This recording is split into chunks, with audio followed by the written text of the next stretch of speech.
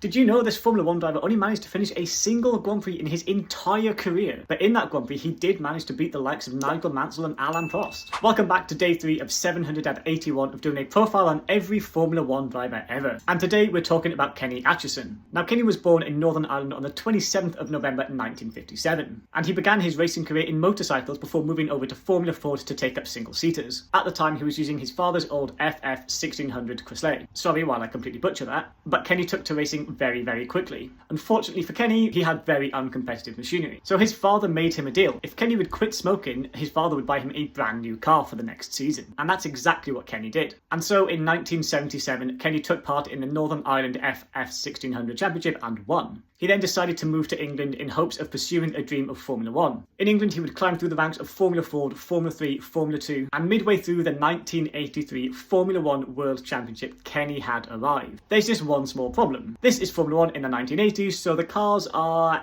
anything but equal. So on Kenny's first attempt at qualifying for a Formula 1 race, he was 8.6 seconds off the pace. Therefore, he didn't qualify. But that didn't deter Kenny. He would come back week after week attempting to qualify for races, and on his 7th attempt, finally managed to qualify for the 1983 South African Grand Prix. And like I said, in this race, he managed to finish ahead of Formula 1 world champions Nigel Mansell and Alain Prost. Now, admittedly, Mansell and Prost both did DNF from this race. And yes, only 12 cars finished, so technically Kenny was last. But I'm still counting this as a win for Kenny. Unfortunately, his career can be summed up in didn't qualify, didn't qualify, didn't qualify, didn't qualify, didn't qualify, didn't qualify, 12th, retired, didn't qualify, retired. So not the most competitive driver of all time.